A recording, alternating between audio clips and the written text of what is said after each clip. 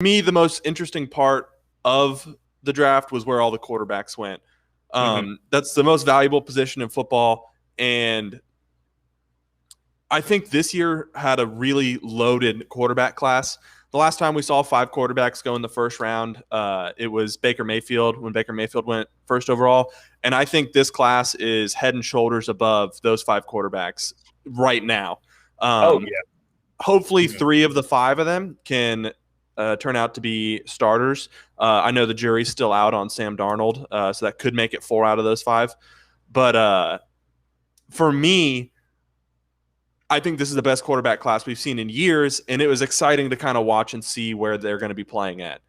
So yeah, and that goes to one of the things, especially 5 years from now, we're going to look back at this draft, and it's going to be, I think for Jacksonville and New York, I think the correct picks were made. Now, if they pan out, who knows? Everyone thought Sam Darnold was going to pan out for the Jets, and I don't think it was all Sam Darnold's fault personally, but at the time it was the right pick. It was a stretch. But then you get to the 49ers at pick number 3 and picking Trey Lance over Justin Fields and Mac Jones. Not saying he doesn't have the potential, but it's going to be really interesting to see 5 years from now when Trey Lance is supposed to be the starter and if he is still the starter. Because even then you have guys like Jared Goff and Carson Wentz. In that draft, they go 1-2.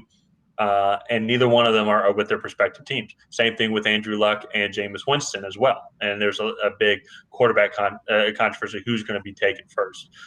Even though Andrew Luck had a great career, just kind of hampered with injuries, and that wasn't all of his doing. It'll be interesting to see which of these quarterbacks pan out, which of these quarterbacks can stay healthy, which of these quarterbacks can have the best organization around them to succeed. And so that's going to be kind of my first question to you is, of the 5 quarterbacks taken right now, which one do you think is most set up for success as of today? As of today, I'm going to go kind of against what you said, and I think Trey Lance is going into the best situation. Okay.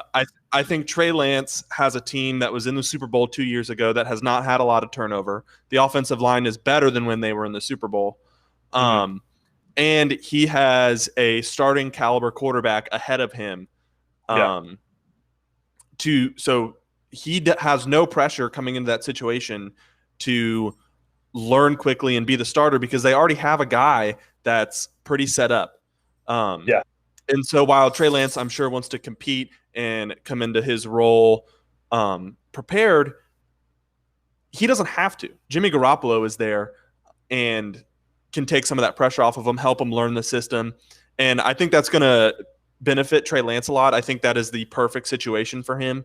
I do like the Trey Lance pick. To me, I just think he's the riskiest quarterback of them all. He has – in the past, it's shown a history that one of the biggest things NFL franchises struggle to fix is just flat-out throwing accuracy, and he is the most inaccurate quarterback in the draft. And so that, for me, is my biggest concern. But I don't know. What do you think about not about Trey Lance, but what do you think about your question and who has the most ready scenario? I do agree with what you're saying now. Trey Lance coming into the coming to the 49ers.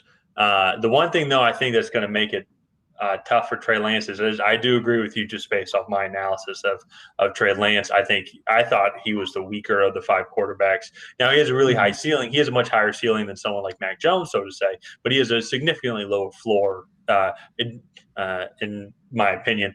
And so that's why I think if we're looking at someone who is going to be going into the best situation personally is everything you just said, where he's coming in and there's a veteran and starter that's already there. And with an organization that's very experienced, one that very well. I'm looking at Mac Jones. And Mac Jones being picked up by the Patriots, you're going to have Bill Belichick, Josh McDaniels. Like they have a proven system that works.